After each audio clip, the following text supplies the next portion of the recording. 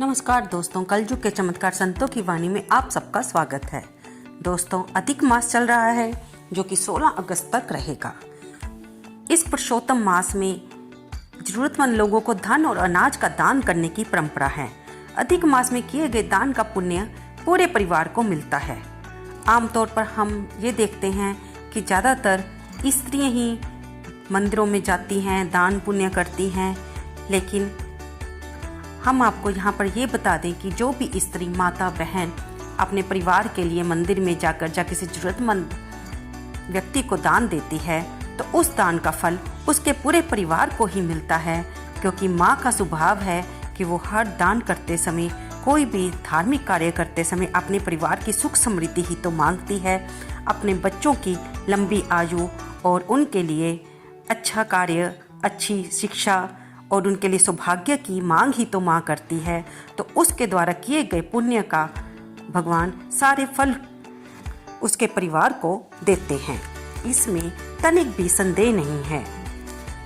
विष्णु धर्मोत्तर पुराण के मुताबिक अधिक मास में दान देने की परंपरा है। इस महीने में किए गए दान का 10 गुना फल मिलता है।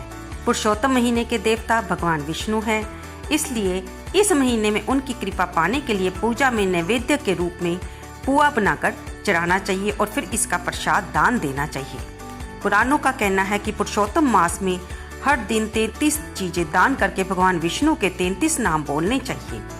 इससे लक्ष्मी, पुत्र, पौत्र, सुख और समृद्धि बढ़ती है। इस पवित्र महीने में व्रत, उपवास, पूजा और दान जैसे शुभ काम करने से परिवार सहित सभी पर भगवान श्री कृष्ण की कृपा होती है। अधिक मास में दीपदान, मालपुआ और पान का दान करने का विधान ग्रंथों में बताया गया है। यदि अभी तक आपने ये दान नहीं किए हैं तो अभी भी हमारे पास अधिक मास के पीछे के 5 दिन, जो कि 12 अगस्त से शुरू होकर 16 अगस्त तक रहेंगे, यानी कि एक शनिवार एकादशी के व्रत से शुरू होकर 16 अगस्त बुधवार तक रहेंगे। इन 5 दिनों में भी आप दीपदान कर सकते हैं, मालपुआ दान कर सकते हैं, तंबूल यानी कि पान का दान कर सकते हैं। हम इस वीडियो में इन तीनों चीज़ों के दान का महत्व आपको बताने जा रहे हैं। दीपदान, अधिक मास में दीपदान से व्रत और तीर्थ यात्रा का पुण्य मिल जाता है और दीपदान से दरिद्रता दूर होती है। इस दान से सभी तीर्थों का पुण्य मिल जाता है। इस पवित्र महीने में किसी भी मंदिर, गौशाला, नदी, तालाब या घर के बाहर घी और तिल के तेल के दीपक जलाने से समृद्धि मिलती है। फिर आता है मालपुए का दान। पुरुषोत्तम मास में मालपुए दान करने का भी विशेष महत्व है। इस महीने में हर दिन गुड़ घी से बने 33 मालपुए कांसे के बर्तन में रखकर बर्तन सहित जरूरतमंद लोगों को दान करें। मान्यता है कि ऐसा करने से पृथ्वी दान जितना पुण्य मिलता है। अगर आप हर दिन ना कर सकें तो कृष्ण पक्ष की चतुर्दशी, नवमी और अष्टमी को करें। ये भी अगर आप अभी तक नहीं कर पाए हों तो इन 5 दिनों में से किसी भी दिन आप कर सकते हैं। ये 5 दिन बहुत ही पवित्र हैं। अब आता है तंबूल यानी कि पान का दान। पुरुषोत्तम मास में पान दान करने का भी महत्व बताया है। अधिक मास में पान का दान देने से सौभाग्य बढ़ता है। इलायची, लौंग, कपूर, नागरपान, कस्तूरी, जावित्री, कत्था और चूना, इनमें से जो भी चीज़ें मिल जाएं, सबको मिलाकर भगवान के लिए ब्राह्मण को देने से ऐश्वर्य और सुख भोग कर मुक्ति मिलती है। इन चीज़ों के अलावा आप इन 5 दिनों में घी से भरा चांदी का दीपक, सोने या कांसे का पात्र, कच्चा चना, गुड़, तुहर दाल, लाल चंदन, मिठाई, ये भी दान में दे सकते हैं। किसी ब्राह्मण को आप दे सकते हैं या फिर किसी जरूरतमंद व्यक्ति को ये वस्तुएं दान कर सकते हैं। आपको हम दीपदान के लाभ के बारे में भी बता दें कि अधिक महीने में किया हुआ दीपदान किसी भी तीर्थ स्थान में किए गए दान से ज़्यादा पुण्य प्रदान करता है।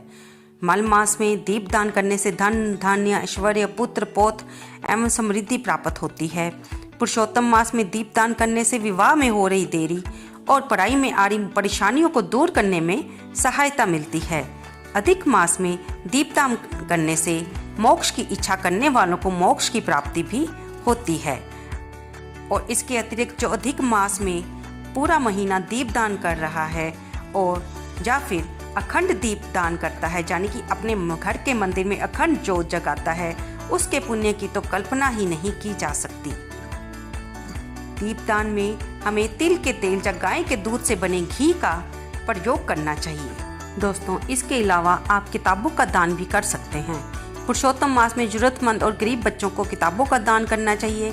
ऐसा करने से माँ सरस्वती की कृपा बनी रहती है और साथ ही ज्ञान के क्षेत्र में वृद्धि होती है। आप इस मास में नारियल का दान कर सकते हैं।